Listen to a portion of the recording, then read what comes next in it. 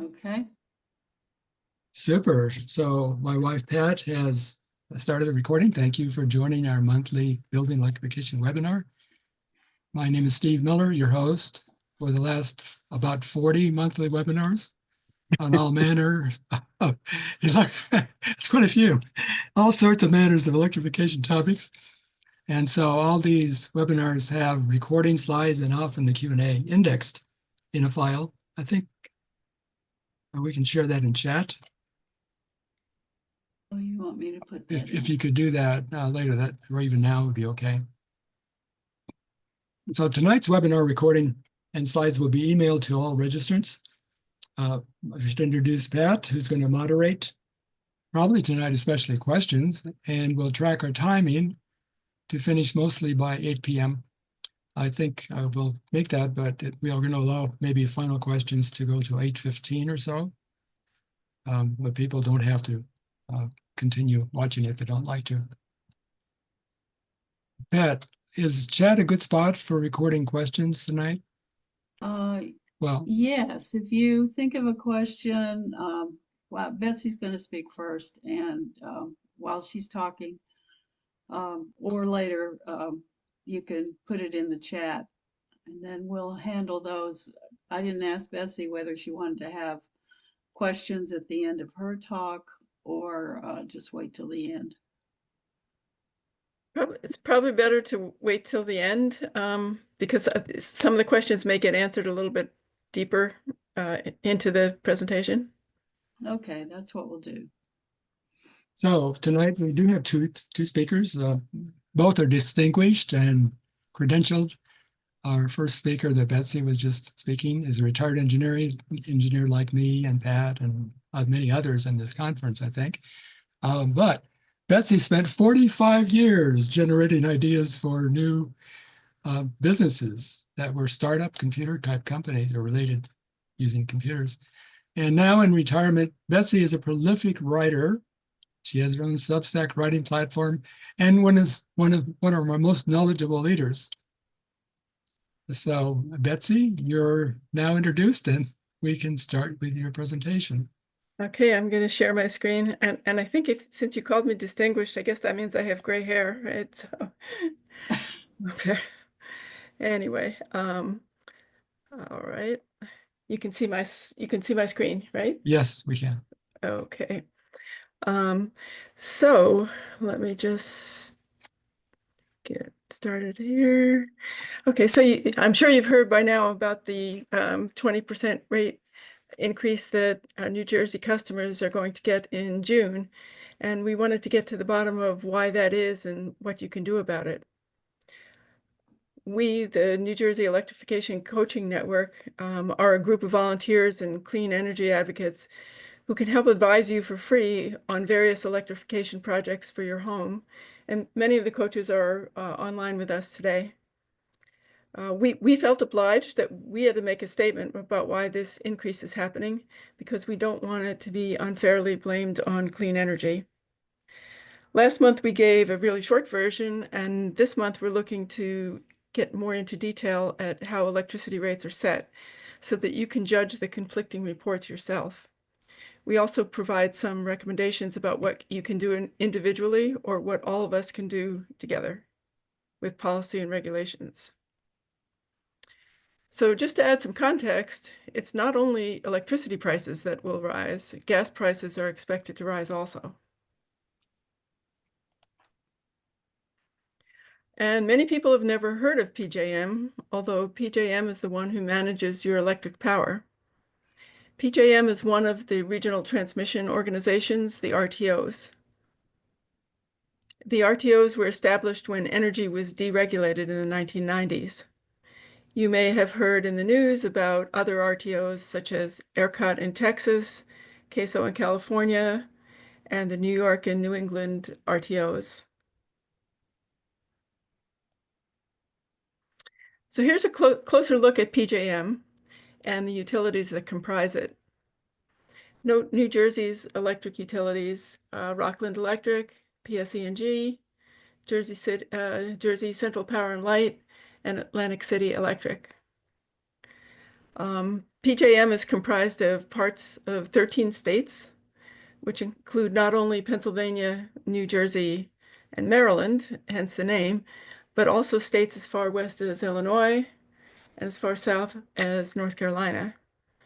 The states are very different and may have conflicting interests. And that gets into one of the questions that we were discussing just as we started this talk.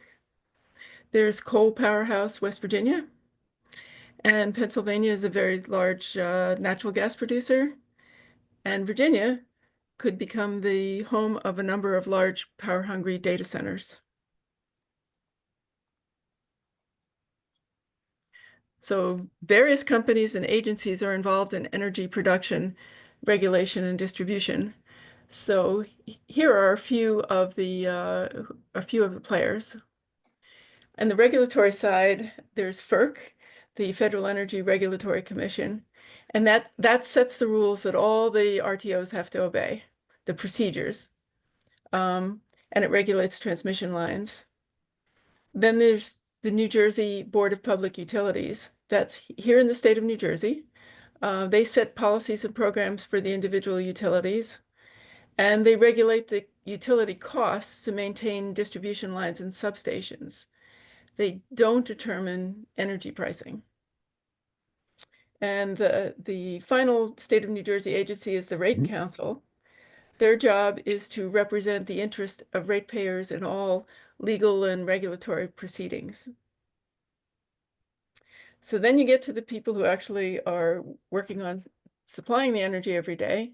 And there is PJM that we talked about.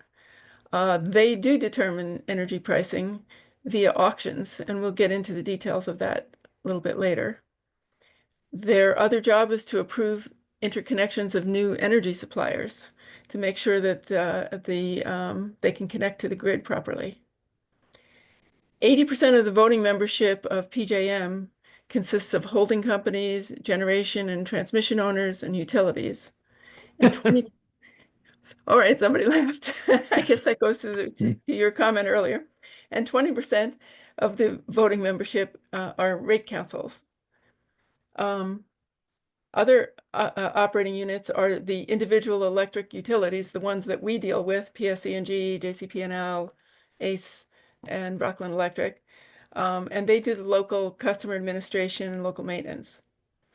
There are also electric holding companies who are the owners of generation and transmission facilities, utilities, and other electric services. Okay, let's get to your bill.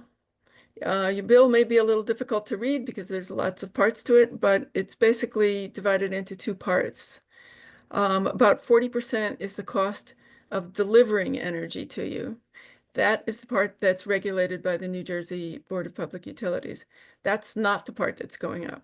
60% of the bill is the actual cost of the energy, which is managed by PJM, and that is the part that is going up. And then further dividing the energy costs into two parts, there's the actual energy that is purchased on a daily basis and supplied to users. And then there is capacity, or the payments to the energy suppliers who are paid to stand by in case they are needed. More on that soon. So let me just define a couple of terms so we can talk about how power is managed every day. There's firm capacity, which means that you can turn it on and off when it's needed. Now, that doesn't mean you can turn it on or off quickly. Depending on the technology, it could be much faster or much slower to respond. For example, natural gas, nuclear, oil, coal, and hydropower are in that category. And then there is variable renewable energy, which you must use when it's available. Examples of that are solar, which is considered to be available about 20% of the time, and offshore wind, which is considered to be available about 65% of the time. And then there's a third category, which is a little bit from each of those categories. Battery storage is the best example. It's available for short periods of time because it has to be charged, but it can be instantly turned on and off. So let's take a short detour to show how your power is managed on a minute-by-minute basis. So I can explain these graphs, so just be patient here. Let's look at the energy demand. Here you go during the day. And overnight, your power is the lowest. It kicks up a little bit in the morning, then levels and declines a bit, and then the energy peak is typically late afternoon and early evening. I happen to take this snapshot because you can look at the actual PJM grid and what it's doing and what kinds of energy are being supplied on a real-time basis with the link that's down there. This graph also shows the net load, which is after you consider that solar power and wind have contributed what they can. This is the power that the rest of the energy has to supply. Sometimes this is called the duck curve, and you have to use your imagination a little bit here to see it, but there'll be more on that later. Now the dotted line, which is here, is the forecast. The utilities give a forecast at 3 p.m. or PJM gives the forecast at 3 p.m. each day for the next day. And the solid blue line is what's actually needed and supplied. And you can see they're tracking very closely. So now, where does the power that you need here actually come from? Now, this is a different day over here, so they don't match up exactly. Over here, on a typical day, this was a Sunday, you can see that nuclear power, which is in the green, is very constant all day and all night. About the solar power, which is the yellow here, which is the yellow right here, starts when the sun comes up, increases, and then decreases as evening falls. Wind, which is the dark green here, apparently was increasing during the day that day. Coal, which is orange, and natural gas, which is this darker blue, decreased as other types of energy became available, and then increased as they went away. Okay. So who turns on the power and makes sure that that all of the power that's actually on the grid matches the demand? And the answer is PJM. So here's a picture of PJM's control room. And I always like to make the joke that in case you were wondering what your kid who likes video games could do for a career, maybe he should consider this. They have to handle problems like unscheduled outages, storms, unplanned surge in usage, all kinds of things, as well as solar power and wind coming and going, and considering things like startup times for different kinds of other power. Okay, so that's enough about how the grid is operating. Now we're going to look at how they buy energy. We said that 60% of your bill is the supply cost, and there are two parts. You buy capacity, which is the cost to stand by in case you're needed, and you buy the actual energy. Capacity is typically about 15% of the cost, although it was much more this time. And buying energy, the energy itself is typically about 75% of the cost, with 10% for other types of services. So to explain capacity, let me make an analogy to paying firefighters. We pay them to be available in case we need them. If there's an actual fire, we could also pay them overtime, and we could place emergency calls to neighboring towns to ask for help from their firefighters. And similarly, we pay energy suppliers to stand by in case we need them. We pay their fixed costs, and if they actually supply energy, then we pay them for the energy also. But they have to be guaranteed to be available, so only firm capacity suppliers like natural gas, nuclear, and coal are eligible. Now, this is not strictly true, but that's another whole level of detail. So how do we choose which suppliers to pay and how much? It's by auctions. So Auctions are meant to simulate a free market, where lower price suppliers push out higher price suppliers. And there's a base rate auction that occurs every year, covering 3 years into the future. So in order to have the auction, you have to forecast the demand. How much energy is actually going to be needed?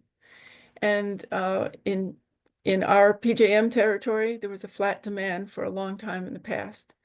But this time, there was a very large increase in the forecast demand. Why? They're stating it was due to the possibility of new data centers being built, the heavier usage of AI, maybe onshoring of manufacturing locations that might need energy. So there was a lot more demand. Now, when you bid in this auction, you have to, as a supplier, you have to bid with your fixed costs. In other words, how much is it going to cost the state, cost the PJM ratepayers to pay them to stand by, the fixed costs for operating the plant. PJM selects enough suppliers by price to meet the peak forecast demand. So for example, suppliers will say, I can supply this much energy, and that is what you pay them to stand by with. So the winning suppliers are paid to stand by every day. And this base rate auction was the problem, so stand by. So we want to talk about buying energy on a short-term basis as well. So there are also day-ahead auctions to meet the daily forecast of energy.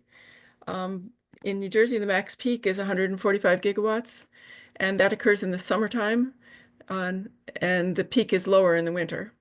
And of course, renewable energy can be bid into this auction because it can be available. This auction only covers the operating costs, what it costs to actually supply the energy, not the fixed costs of operating the supplier. And as we see, PJM control room operators bring energy suppliers online and offline as needed. The most expensive selected price is called the clearing price, and every supplier gets the clearing price, even if they bid less.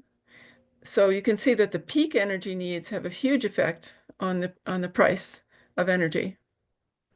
And just to note, there is also a very short-term market, real-time energy market that supplies energy for emergency outages and unforecast demand. So returning to the concept of the peak determines the price, let's look at ways we can bring down the short-term peak. So yeah, the name of the game is holding down the peak. So we see the duck curve here. It actually looks a lot more like a duck here. The demand rises in the morning, levels off, and then rises again in the evening. You can see that solar renewables supply a lot of energy in the middle of the day, and then decline as evening approaches. And while it's active, it's reducing the power that's required from all other sources. And in fact, it can even supply more energy than the grid requires at that time. That extra energy could be used to charge batteries. And then the batteries can be used to supply power back to the grid just exactly when the peak happens. So therefore, you don't need to buy all this extra energy. The batteries that you just charged are used to supply it, and it holds down the peak. Another way to hold down the peak is with grid optimization services. One you might be familiar with is called demand response, and that's where customers agree with the utility to cut their usage on cue. So for example, EVs might be stopped from charging, or thermostat settings might be changed by a small amount. And in return for that, your energy prices for you individually are lower. There are also any general efficiency improvements you make to use less energy help out too, because they reduce the price every day. Weatherizing your home, using Energy Star appliances, and heat pumps, because heat pumps are much more efficient than air conditioning in the summer, which also brings down the peak. All of these help to reduce the price that you pay. So now bringing down the long-term peak, we have to do something about the auction and the supply and the demand. Since prices are determined in an auction to meet the forecast, is this forecast of demand accurate? If it's too large, we'll be paying for capacity we don't actually need and or falsely encouraging new supplies to be built. So the utilities provide individual forecasts, but there's little transparency there. So how real is this forecast? It's hard to know. For example, maybe some large energy user, maybe a new manufacturer, is shopping around for possible building sites and has in different utilities territories, and perhaps they're counted twice because they're counted by each utility as being a possibility of energy that they have to supply 3 years in the future. Also have to ask, are they serious? Just because they said they were going to build something, are they really going to build it?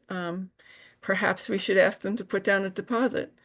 Perhaps we should ask them to bring their own energy rather than having ratepayers pay to build all those facilities for their use.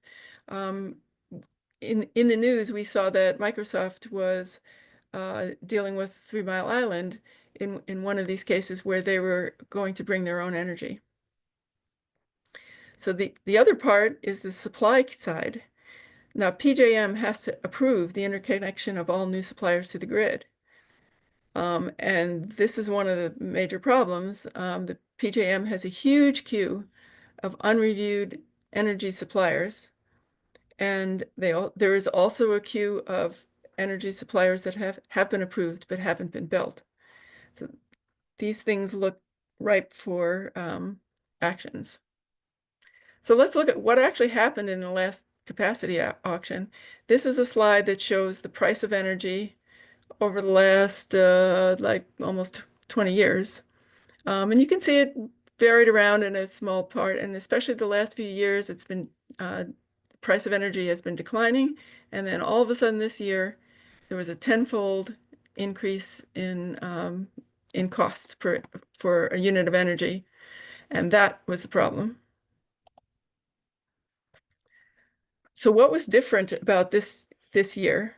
We did talk a little bit about it, that PJM suddenly forecast very large new users, data centers, AI, and manufacturing. We've heard in the news that some people are saying, well, it's all of this electrification that's causing the new demand increase. And that's not right. EVs make up only 1%, less than 1% of charging electricity, and heat pumps are even less. In fact, in the summer, heat pumps and solar energy help decrease the summer peak energy usage because heat pumps are more efficient than air conditioners. There were also major problems on the supply side. As we saw, new suppliers haven't been approved by PJM and approved ones haven't been connected. There were also some complex and technical PJM rule changes that understated the supply. Some of those rule changes have been reversed since then.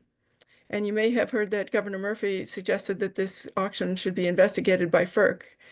And there's been a lawsuit. The next scheduled auction is in July. So you made it through all the explanations. Thank you for hanging in there with us. So what can you do about this? So we have 2 sets of recommendations, ones that you can do yourself now to decrease your bill, and others that involve rule and policy changes. And we did go over this at the last short presentation. Just to note that the New Jersey Electrification Coaching Network can help you with these. The first thing you can do is stop throwing away energy. Get an energy audit, weatherize your home. There are rebates to help with that. And of course, not only are you helping yourself, but you're helping the grid as well. You can also sign up for your utility's demand response program and qualify for lower prices from your utility.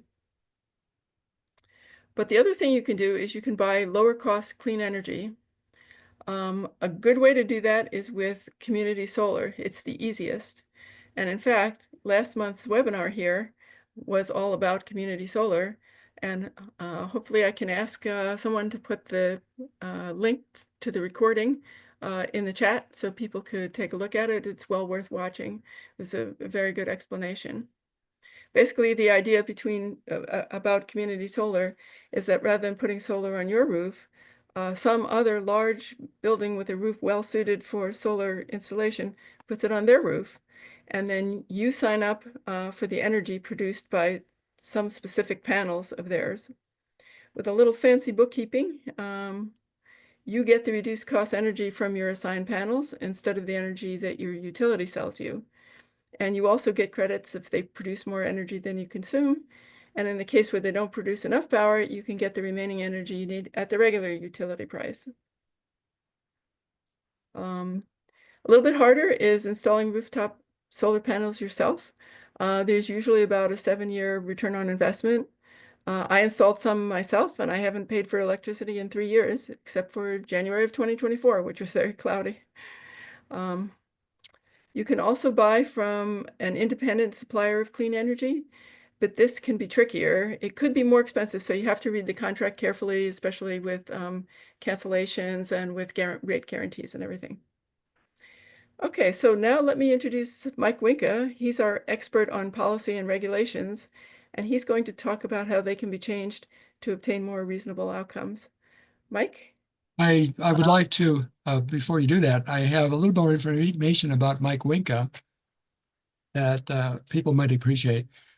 He's, just some background, he's a principal in both Sustainable Lawrence and Mercer County Sustainable Coalition. He's a professor of sustainable energy and policy at Rutgers, former director of New Jersey's Clean Energy Program at the New Jersey Board of Public Utilities. Before retiring, he was chief BPU scientist, reporting to the president of the board of directors of the BPU. I think if anybody kept track of projects over Mike's BPU career, they might find that he aided the creation of most of the current energy programs used by New Jersey utilities, New Jersey DEP, and the New Jersey BPU. Maybe I'm exaggeration on you, Mike, but exaggeration. Okay, thank you for the correction. But that's the way you come across. Thank you. So you now have the floor. Sure. So I'm going to go over the next slide, but again, I know about PJM. I know about FERC rules. I am by no means an expert. You'd have to spend a whole lot of time. And while Betsy was an expert in startup businesses, my expertise was in clean energy policy startups. So as Steve mentioned. So the first thing is, you can do all those things that Betsy talked about. And again, if you have questions about this process and how we pay for or buy electricity and energy, we can stay around and answer your questions all night long. I'm not only a policy wonk, but I love energy. I'm an energy nerd. So besides the things that you can do, you can also advocate for things to be done either by BPU or the legislature or to BPU to PJM. So as Betsy said, BPU is not a member of PJM, where BPU is a regulatory body that decides issues on the utilities, so they can't be a voting member in PJM, which has utilities as a member. But the first thing you can do is advocate for a more diverse supply of electricity in New Jersey and in PJM. So currently in New Jersey, we make 45% of our electricity with natural gas, 45% with nuclear, 10% with renewables, most of that solar, and most of that behind the meter solar. In PJM, and we import 20% of our electricity from PJM, while we make that 80% in state. It's 14% coal, 44% natural gas, 32% nuclear, and it's only 6% sort of renewables, solar and wind. So we can increase the diversity. And you hear this all the time from folks saying, hey, we need to increase the diversity.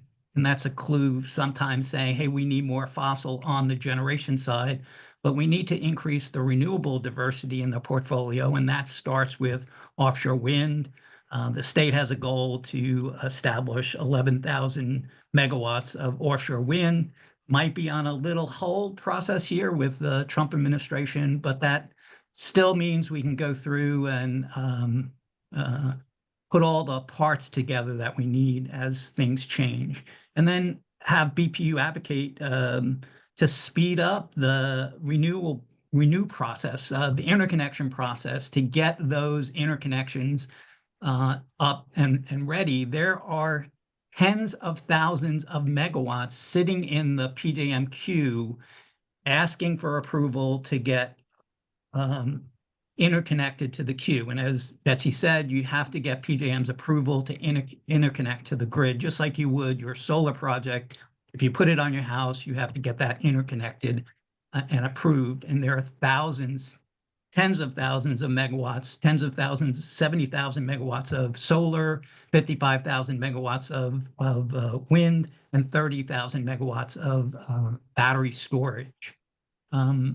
You can ask your legislature to help clear a pathway for more clean energy projects in New Jersey. So the same thing that you're asking them to do at PJM, you can do that in New Jersey to help accelerate that process.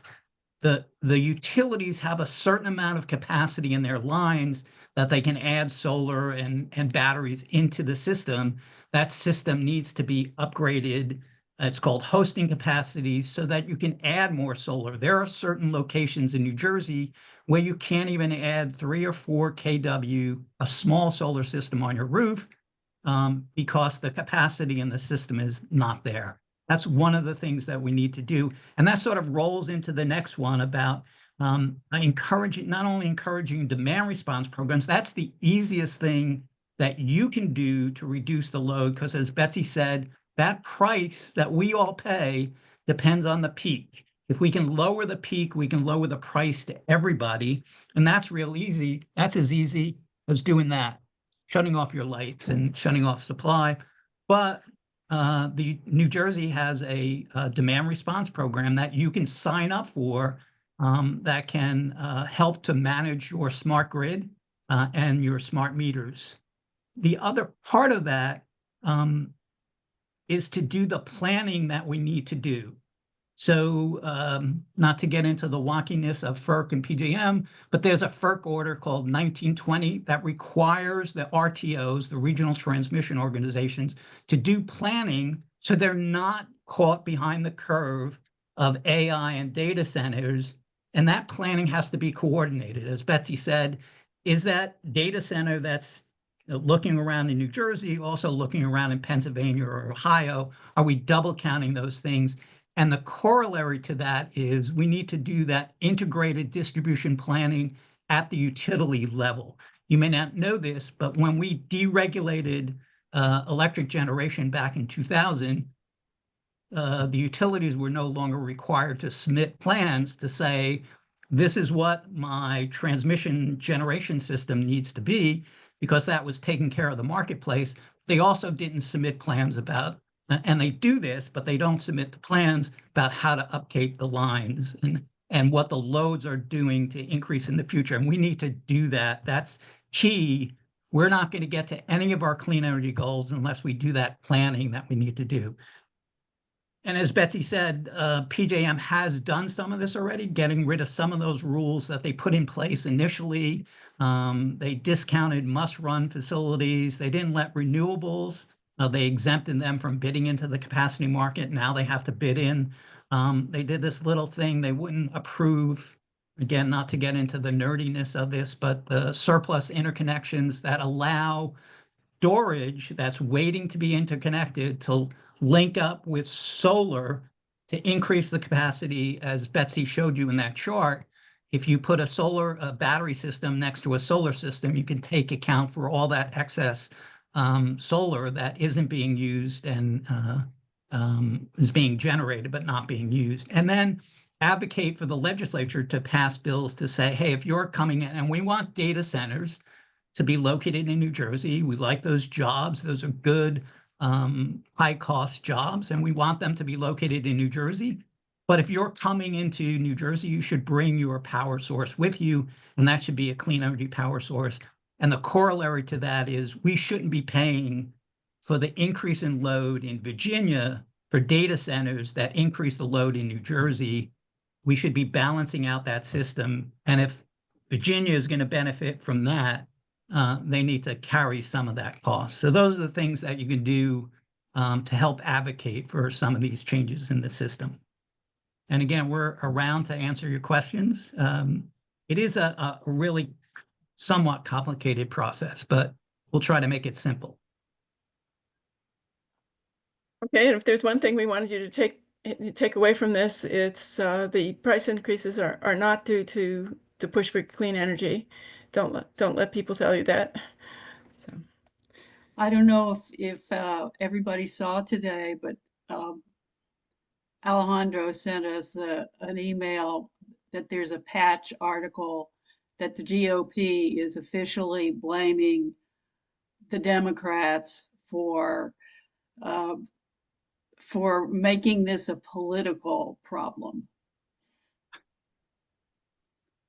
And I imagine that has to do with clean energy. But anyway, so it's not even the clean energy problem. Now it's the Democrats' problem because they made it political. I mean, there were some executive orders given by Governor Murphy yesterday, actually, that were aimed at some of the recommendations that we had on these slides. They were aimed that way. So we'll see what happens. Yeah, this GOP response was a response to that set of executive orders. Anyway, Part of what the governor was saying, hey, we need more community solar. We need to have another, and the BPU does this as competitive auctions also to get solar and large scale solar. So the governor is saying, hey, accelerate those timeframes for more of that solar, accelerate that time frame for more community solar, so you and I can go out and buy community solar and lower our cost into the future. So all good things. well, I'm looking for questions. The only one I see now was earlier Mark had asked about the rise in gas rates, and I just copied that slide and put it into to the chat. So that's there. But does anyone else have any questions about this, or is Well, does Mike want to answer that question? It's why the price in gas, I think this wholesale price, right? It's going to double. And how does it affect us? So that's the price at the Henry Hub. So the Henry Hub is, there's all these hubs that set the price for gas on the wholesale side. Henry Hub is the big one. So it's just a projection in regards to the supply and demand of gas into the future. EIA does a forecast that looks out 3 years ahead saying what's going to happen to storage and supply and the gas, and tries to model out what that means in terms of cost. And they're projecting cost increases for natural gas into the future. And that's across the It's probably about, if I have the math right, 20 to 40 cents on the dollar per therm. and that's across the nation, or is that in Northeast? So that's at the hub, and most people here in New Jersey, the natural gas distribution companies buy their gas through the Henry Hub. So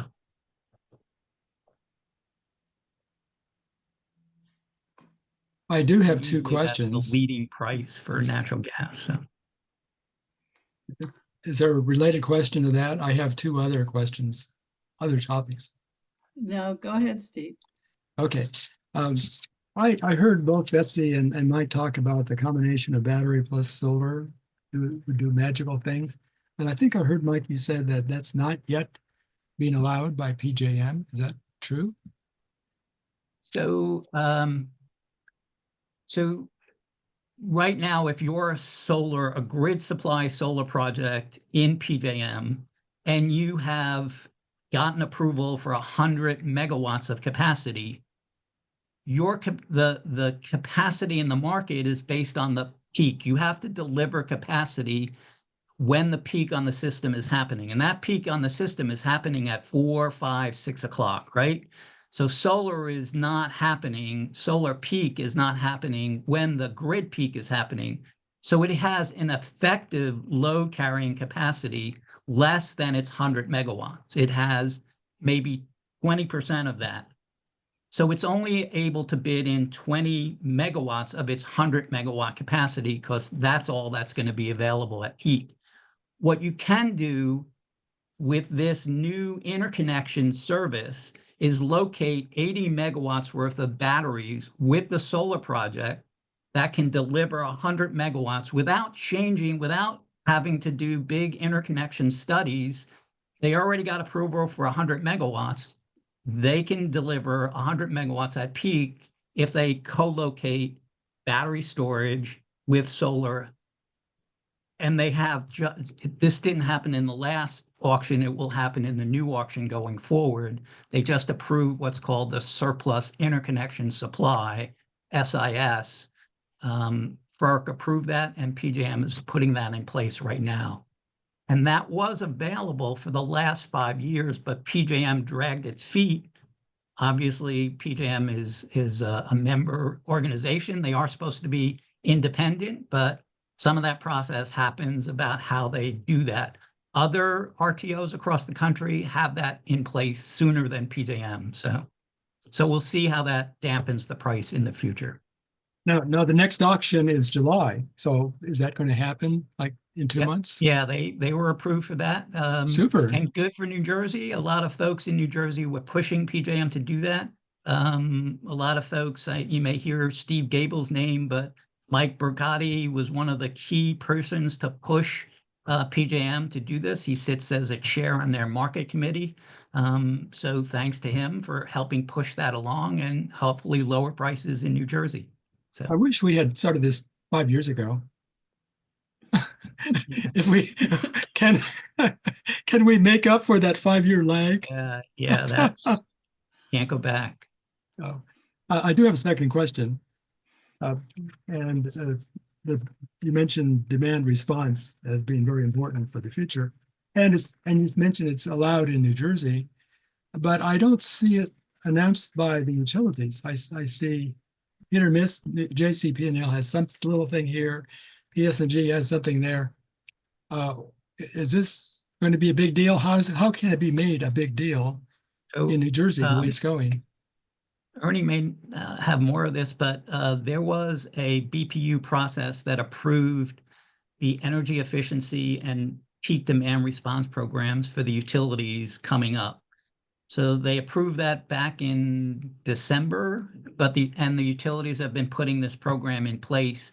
They're supposed to launch it in June. So keep your eye out for your utility in announcing this. Mostly it's on the electric side. There's some demand response in natural gas, but it's mostly electric. And as you see the announcement, see if it's right for you. They pay you to manage your smart meter so they can dial that down just a little when there is a peak in some of the other smart appliances, and they give you a discount on your utility bill. So it's a good program. If it's right for you, it should be right for you. Oh, it's going to be right for me. I can Yeah. see a way to, I mean, like hot water, heat pump. Yeah. But that's number one. My heat pump, space heating for my house. Right. I mean, I'm willing to get paid to drop a degree or two. Yep. Wow. So So I'm looking look for forward that. in It's June. coming in That's June. great. Super. Hey, Steve, Yes, instead of typing out, which I'm very slow, my questions, could I do it verbally, of orally? course. Sure. Okay. So when was the last, you said, a gentleman, just did a presentation, said, I think, Michael Winka, said that, we're gonna have another auction, or JP&L is gonna have another auction in July. When was the last auction that set? Last July. Last Last July. July. Yeah, they typically have them on an annual basis. And that's part of the problem. PJM for the last couple of auctions has been up and down and they've missed some, but they're typically July, once a year. So this one should be coming up. And the one coming up in July will set prices for the next next calendar year or for next for fiscal year? it for a portion of that year, it's sort of a third, a third, a third going out 3 years. So they're always covering 100%, but they're bidding that out 3 years into the future. So when will the auction prices affect our prices? September, October, The November, next December? the next BJS auction goes off in January. So the basic Ah. generation service auction that Mhm. the utilities go out and buy electricity for you happens in July, and they will get that lower price in part of the auction. So you'll see so the prices will go up over the next 3 years by a third, and then they'll come down by that or some amount over the next 3 years too. So. And just to explain the issue you saw, supply and demand, it's 40% demand charge. We're a competitive energy state. This process happened, it's been happening for the last, 25, 30 years about deregulating energy. So energy, electricity, and natural gas are sold in the interstate market. And you and I should be able to go out and buy our electricity from anybody in the interstate market. The federal government has said, hey, you utilities you can't be this monopoly of controlling how people buy their electricity because it's in the interstate market. Now, there's some rules in some states that allow them to do that, but New Jersey is a competitive state. So we separate out the energy side, generation and transmission, from the distribution side. You can go out and buy electricity from anybody, anywhere. You can buy an electron in California and send it across the state at the speed of light if you wanted to pay that service charge to get you California solar electron. Some states don't do that. They're called vertically integrated states. They call them socialist states, but they do everything for, and these are all, states that don't believe in socialism in healthcare or anything else, but they like it in their energy systems. Not that politics aside, but you should be able to go out into the market and buy your energy from your supplier, and that all gets then distributed to you through the utility company. So that's why that prices happen in PJM at the FERC level, because FERC is saying, the federal government's saying, electricity happens at the wholesale price at a more regional level. So that's that disconnect of why we don't have to build all the generation that we have in New Jersey to supply all the electricity need that we need in New Jersey. You can get it from somebody in Pennsylvania, from Ohio, if that price is lower. So I had asked the question a little while ago in an exchange of emails with Steve as to whether or not it would be beneficial to combine joining the community, what is it called? Community solar, which I did, and I have a question on that. Combine that with also going out of state to, say, a Texas wind farm and getting energy through that system as well. So Texas wind farm plus community solar, is it totally redundant? I guess I would say yes, because for community solar, you're going to buy the output of a certain number of solar panels, and so you're committed to using the output of those solar panels. Oh, okay. So I don't know, would you only buy them for 50% of your usage? That doesn't seem to make sense. But Okay. but one of the things about community solar is that the price is guaranteed, and it's guaranteed to be cheaper than energy you buy from the utility. Whereas if you buy other kinds of direct clean energy, there aren't the price guarantees that that you might have with community solar. Okay, when I signed up with Community Solar the other day, I was told that we wouldn't actually participate until the very end of this year or beginning of next year. Why? I Because didn't they get have that. to, because before they put the solar panels on, they have to sign up enough people to make it worth their while. Then they have Mhm. to build the facility and get it interconnected and Ah, everything. so it's not an existing power supply at this point. Although I think you can occasionally, I know the community solar people who were at the webinar last month said that, if you just move out of state or something and you can no longer use the community solar, you can cancel your contract. So I would imagine that there's maybe some very small secondary market, but I don't know. So I should go out and hunt for someone. I think you I don't contact the think you'll solar find. developer. Right. There's It's a gray unlikely. it's a gray market. Let me go on to, there's another question now, which has to do with what we were talking about. Bob asks, are the governors or rate council or anyone doing anything to lower the expected prices at the next auction? So yeah, that was the letter that the state sent to PJM and FERC saying, hey, look, PJM didn't allow, and to get into the nerdy stuff, there are plants that are retired, and PJM looks at them and says, you can't retire. You have to run because of reliability on the grid until we get something interconnected over here. They're called must runs, and they get paid extra for that. They didn't allow them in the last auction, even though they're going to be delivering power for the next 3 years. And the governor said, and again, BPU doesn't vote on this. The governor said, hey, that's wrong. You need to change that. And that was a lawsuit that Pennsylvania brought against PJM after the fact, right? So all of a sudden the capacity prices went up. Everybody looked at that and said, that's not right.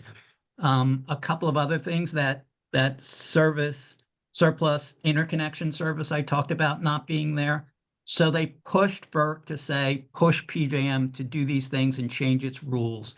PJM filed that with FERC, and they did have a settlement with Pennsylvania and the other states, and those rules are now changed into the future, but it's not going to change the price that they set in the contracts. What governors have done is gone to FERC and said, you need to decide whether that last auction was fair. The market manager for PJM said, we don't think it was fair. So let's see how that litigation goes. But for now, that's the price that the utilities have to buy their power to sell it to you. And again, you could do a number of things that Betsy said. You can go get community solar, you can do energy efficiency, demand response, go get solar and try to manage that price for this period of time. And then we'll see where that goes. So. But Okay. they did also call for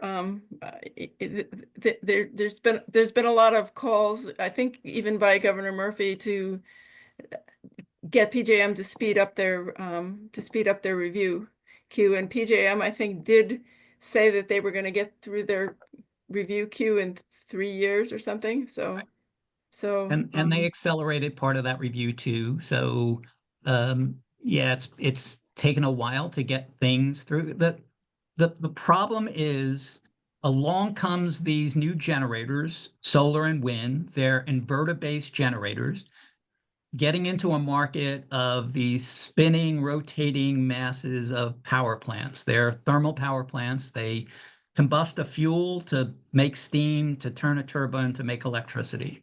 So that's what the grid looks like. And along comes these newfangled things into the system. And they sort of said, oh, that's never going to catch on. We don't have to change our rules.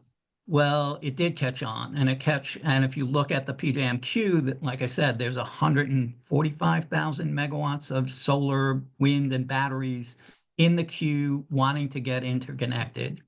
And they didn't change their rules fast enough to address this. So you have this system that was set up for these rotating masses with inertia, and along comes these faster things. They can't do some of the things these rotating masses do, but the system has to change, and that's what we're paying for. We're changing the system, and you have to keep this in place while you change the system over here. That's the unfortunate thing. If we were in the future, 25 years from now, and all inverter base, it would be simple and faster, and you wouldn't need these spinning generators. But to get through this transition, you need to do that. You need to do both things at the same time for a while. So we'll see how that works out. Thanks. Anne has a question that we've had before, but we've gotten various answers to this. So she says, I have solar panels that only cover about 65% of my usage. Can I still sign up for community solar for the rest of my usage? We've tried to get an answer to this question. And in JCP&L, I know personally several people who had solar panels and signed up successfully with community solar. right, although we're being told, and I've seen, I've had things quoted at me that says net metered customers cannot use community solar. So I guess the answer is we don't know. I see my friend Judy there. Judy, you Raising have your solar hand. panels. Do you have community solar also? Judy, you're muted. Yes, I have both. I applied and they accepted me, knowing that I had solar panels, but they reviewed all of my bills. I sent in all the requisite bills and so forth, and they okayed it. So don't tell on me if it's illegal. Well, one of the answers, and I don't remember who said this, but there's apparently a minimum that you have to sign up for. So if you only need a trickle, then you're not going to qualify. But if you probably 35% of your usage ought to qualify for that minimum. I would recommend sign up to try it, and it looks like people do get accepted. Kristen says, I have community solar and it seems to be intermittently online. Sometimes my bill is reduced, but other times not. Is this the case with all community solar, or should I look for a new provider? Well, it does vary season to season. I don't know. I think Steve. Oh yeah, I'm laughing because I just looked at the last 3 months of my community solar, and it's up and down, but increasing because it's getting to be summer. More solar output is very apparent, so that now it's about equal to my actual. The solar is equal roughly to my electrical usage, and from now on during the summer, it's going to be more solar is going to be banked during the summer, and then it will be used in the fall to start paying off, and then the winter, I'll be paying much more again. So it does go up with seasons, from my experience. Yeah. Well, with my solar panels too, the same thing. I bank credits because I do pretty well in the spring and the fall, and then I use up an awful lot of them in the wintertime, and pretty close in the summertime. So Okay. Don is just looking for a definition of net metered panels. So I think, Betsy, you're the one that mentioned that. So in order to facilitate more people putting solar panels on,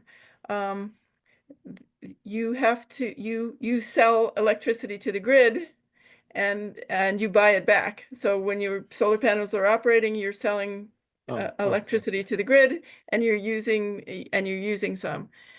However, it's not fair because you're offsetting exactly your usage against what's being delivered to you. So they're buying electricity from you at the retail price.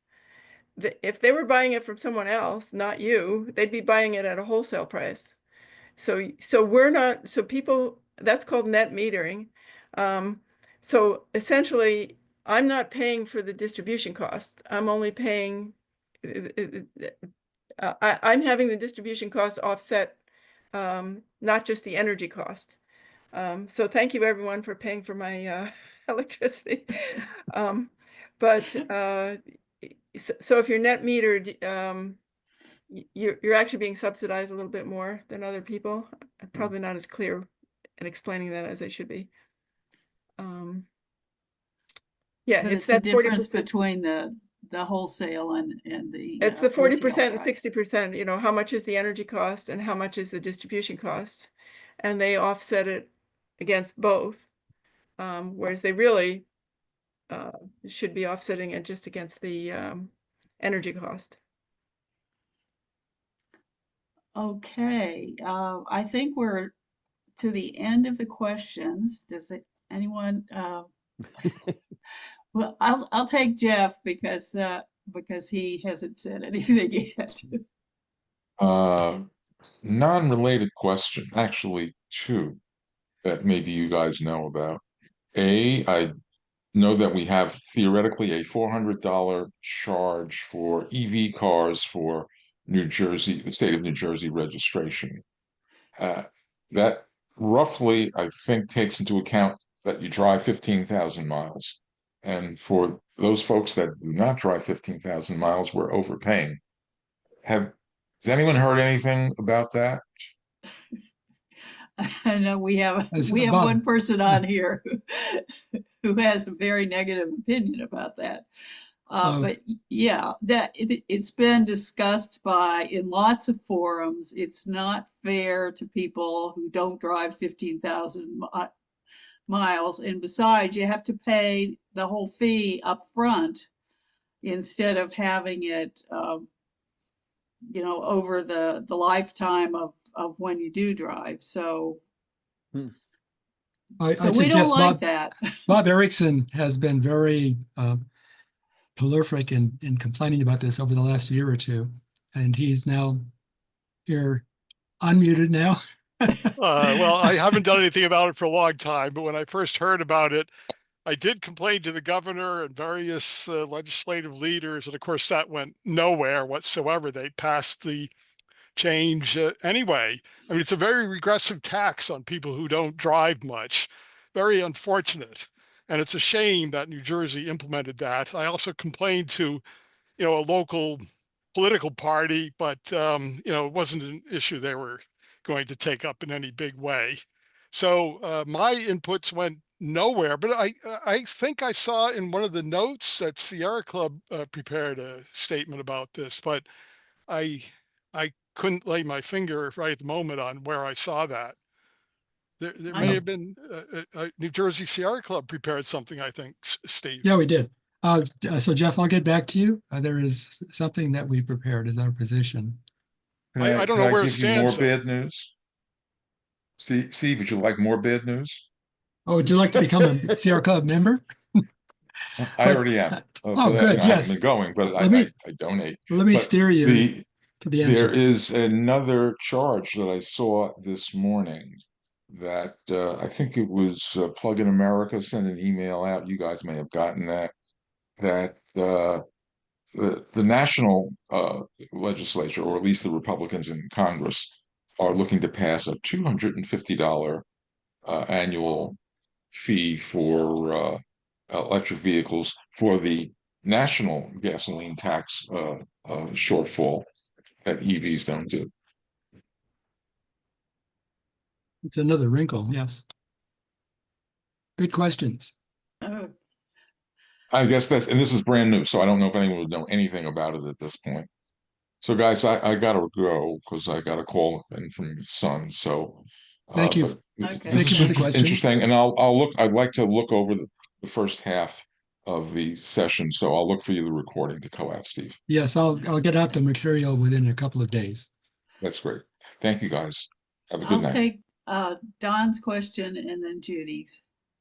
It's not a question. So, well, it's a question for, well, it's really a comment. A couple of weeks ago on Nextdoor, which is a platform seen by a lot of people.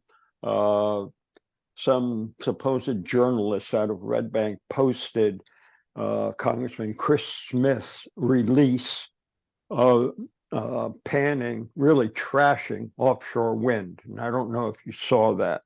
And I think Sierra Club may want to, at some point, respond. And what the release essentially said, it took a GAO report talking about how we could better, or how the government could better oversee offshore wind. And the report was not negative at all. Right. And what Smith did in his release was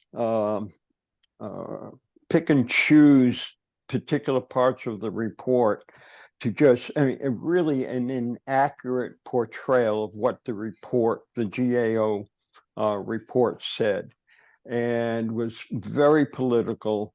And it seems like this guy is very anti, well, I guess most Republicans at this point are, except maybe in Texas, locally, Oklahoma, he really trashed offshore wind. And people we've heard his comments.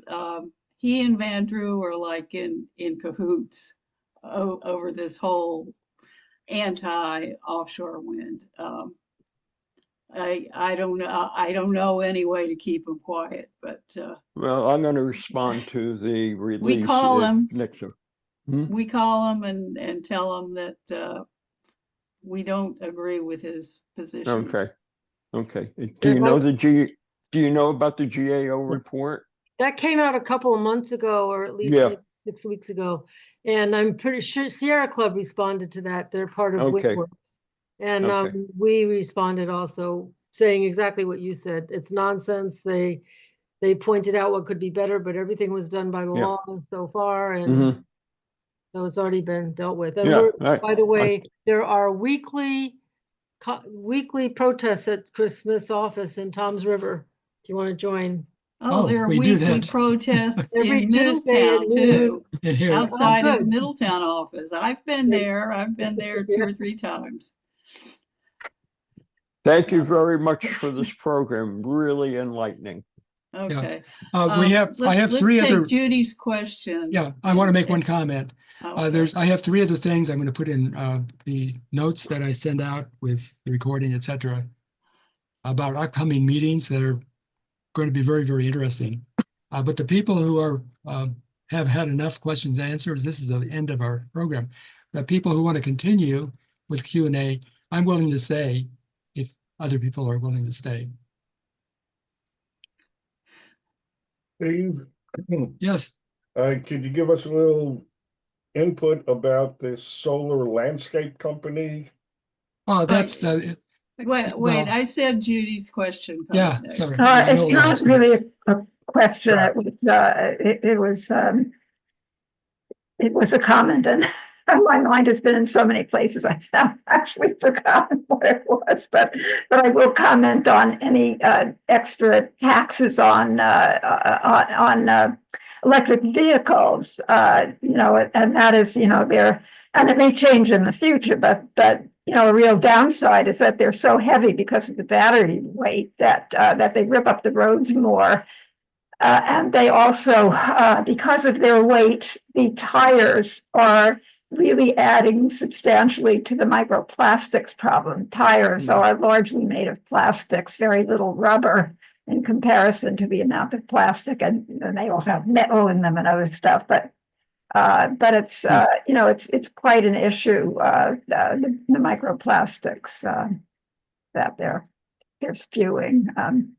And then, of course, just what you were just talking now, what can you expect from Republicans when Trump made a deal with the fossil fuel industry that if they elected him, he would make everything really nice for them. And so part of that, of course, is bashing wind and solar in order to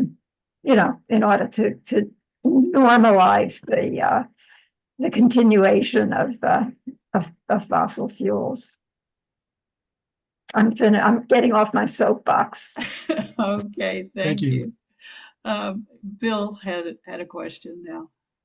Yeah, I was referring Silverman. to the company Solar Landscape as a community solar company. How long have they been around, and are you using them? We are using them for the last year or 2 years. It took a year to get on. Our last webinar had Solar Landscape talking to us about their programs. And they're the largest they're the community largest solar they've developer created. in JCP&L. They have 50 some solar systems that they've installed or planning to install. They're most of the way through in New Jersey. So they are the largest, and they probably set the standards of what happens. We're comfortable with them. And now there's uniformity across all the companies. They're all on the local utility bill. So you get 2 entries. One is the charges and one is the credits. You can see over the course of a year, you'd be saving about 20% on your electric bill. So it's very up and up. And there's no penalties for canceling any time. You can just drop out, like maybe a month notice. Do you No think there's penalties. still a 1 year wait to become activated? No, the last meeting was a month ago, wasn't it? They said there were things happening in about 2 months, so you'd have openings. But then in the fall, it does get to be pretty crowded with a lot of people and fewer installations. So you might find longer waits if you wait more than a month or 2. Yeah, I went online today to sign up. Oh, great. I got to the end, part 4, and I had to sign my name with my mouse. Yes. Oh. And it looked like it was done by someone from an insane asylum. So I erased it. I went to redo it, and then the system got locked up. So I don't know if I'm in or out yet. Oh my. I'll give them a call tomorrow. Sure. Bill, my Yes, suggestion is to call them. I yeah, started. I did. I actually did. Okay. They were already after hours.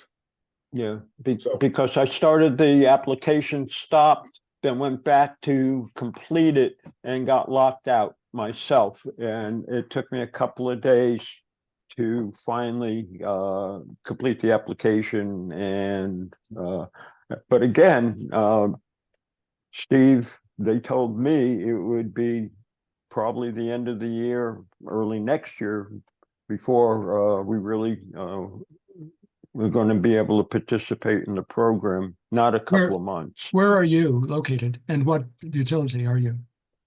Whatever it is, JCP&L. P&L, located same town you're in. Oh, in Middletown. Middletown. Oh, Yeah, I'm over here in Leonardo, right off the water. okay. So it's going to be like the end of the year. Wow. Yeah, Yeah, I would That's what they believe told- that more likely. I think when we were told when we signed up, when we finally got signed up, that it would be a couple of months, and then it wasn't. It was almost a year because it took. I don't think it was building it. I think it was getting approved. So, Okay. maybe they can make the approval process happen more quickly. But Don, you suggested going to a third-party supplier. They give you really lucrative short-term offers, and No, you could okay. take advantage of that. You have a name? Not offhand, but I'll look at their prices. Okay. I'll fill you in. Okay, the other thing, Steve, is that I actually did, it's in my blood, look at their agreement, and it didn't say 20%. They were saying 15% would be a cost reduction. That's strange. And that was solar landscape? They said yeah. They said their projects varied by, varied by which project, and they said it was anywhere between 15% and 30%, depending on the project.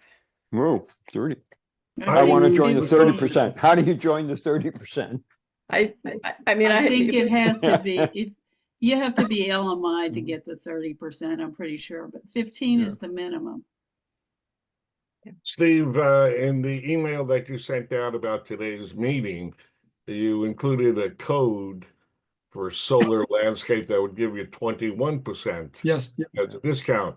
yes. So when I filled out all my information in the application, it came back to me saying, yep, you're approved for 21%.